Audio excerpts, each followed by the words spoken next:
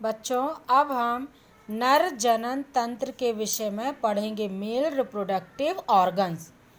जो नर जनन तंत्र होता है, जनन कोशिका उत्पादित करने वाले अंग एवं जनन कोशिका को फर्टिलाइज या निषेचन के स्थान तक पहुंचाने वाले अंग संयुक्त रूप से नर जनन तंत्र बनाते हैं।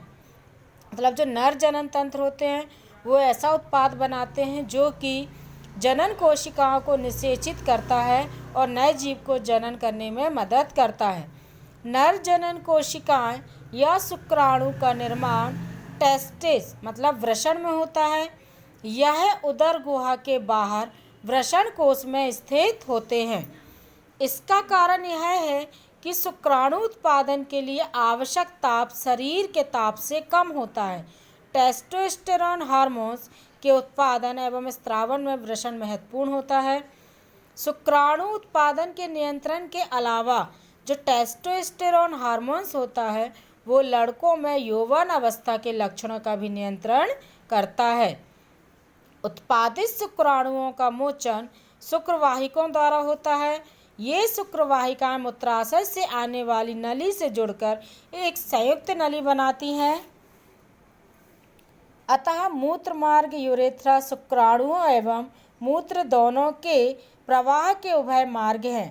प्रोस्टेट तथा शुक्राशय अपने स्त्राव को शुक्रवाहिका में डालते हैं जिससे शुक्राणु एक तरल माध्यम में आ जाते हैं।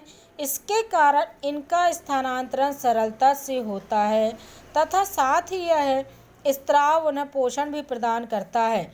शुक्राणु सूक्ष्म संरचनाएं हैं जिसमें मुख्यतः आनुवंशिक पदार्थ होते हैं। यह तथा एक लंबी पूंछ होती है जो उन्हें मादा जनन कोशिका की ओर तैरने में सहायता करती है। अब हम इसे चित्र की सहायता से इसमें देखेंगे। चित्र की सहायता से ये नर जनन तंत्र का चित्र है। नर जनन तंत्र का ये डायग्राम है। आप इसमें देखें कि वृषण कोश है ये यहाँ से यहाँ तक। ये वृषण, ये अंदर जो ये नलिका दिख रही है वो शुक्रवाहिनी कहलाती है। ये शुक्राशय, मूत्र नलिका, ये मूत्राशय, प्रोस्टेट ग्रंथि, ये जो लाल रंग की छोटी छोटी ग्रंथियाँ दिख रही है प्रोस्टेट ग्रंथि हैं। ये शिशन एवं मूत्र मार्ग। अब इसमें क्रिया कैसे होती है?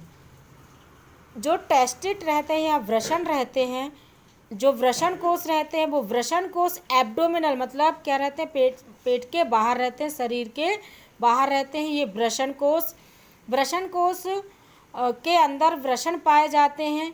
ये वृषण ही टेस्टोस्टेरोन हार्मोन्स को स्रावित करने में महत्वपूर्ण भूमिका निभाते हैं और इसी में किसका निर्माण होता है? स्पर्म का निर्माण होता है। ये स्पर्म वृषण में बनते हैं। यहाँ से ये स्पर्म शुक्रवाहिकाओं के द्वारा, जो शुक्रवाहिनी होती हैं, शुक्रवाहिनियों के द्वारा ये आगे जाकर किससे मिलता है? मूत्र नली में आपस में जुड़ जाता है। जब मूत्राशय से जो मूत्र नली निकल रही है और शुक्रवाहिनियों से जो ये शुक्रवाहिनी आ रही है आपस में एक हो जाती है।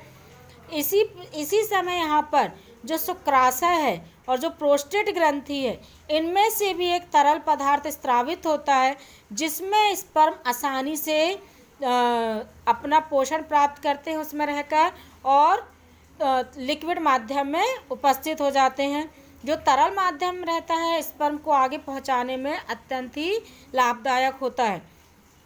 तो जैसे इन्हें शुक्राशय प्रोस्टेट ग्रंथि से तरल माध्यम प्राप्त होता है तो शुक्राणु उनसे अपना पोषण भी प्राप्त कर सकते हैं। शुक्रवाहिनी और मूत्राशय जो नली होती है वो आपस में जुड़ी हुई होती है और दोनों ही जाकर मूत्र मार्ग में एक साथ खुलती हैं। इन्हीं जो स्पर्म रहते हैं, जो शुक्राणु रहते हैं, उनमें क्या पाए जाते हैं? आनुवंशिक पदार्थ पाए जाते हैं। उन आनुवंशिक पदार्थ को हम क्या कहते हैं? स्पर्म कहते हैं या शुक्राणु। इनमें एक लंबी पूंछ पाई जाती है, इसका हेड पाया जाता है। ये आसानी से पूंछ की सहायता से तैरकर दूसरे माध्यम में प्रवेश करने के लिए सक्षम होते हैं। किसके कारण? क्योंकि शुक्राशय और प्रोस्टेट ग्रंथि से इनको क्या प्राप्त हो रहा है? तरल माध्यम प्राप्त हो रहा है। इसमें एक महत्वपूर्ण और बात यह है कि जो वृषण कोश रहते हैं वो एब्डोमिनल के बाहर रहते हैं। इनमें जो शुक्राणु उत्पादन के लिए जो आवश्यक ताप होता है वो शरीर के ताप से कम होता है, इसीलिए ये शरीर के बाहर होते हैं, उपस्थित होते हैं और स्पर्म या शुक्राणु को उत्पादित करने में सक्षम होते हैं, क्योंकि इनका जो तापमान रहता है वो शरीर के तापमान से क्या होता है? कम होता है।